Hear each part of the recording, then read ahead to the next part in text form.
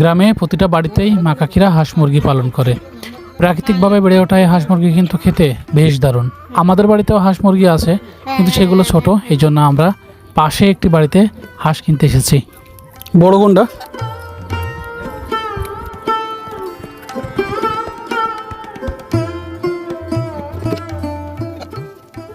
এবার ধরা যাবে, ধরো।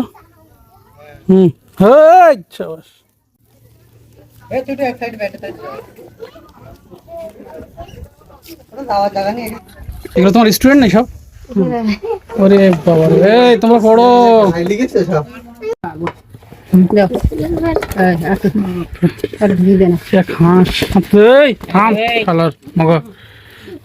একবার বাজি দিতে রাখো,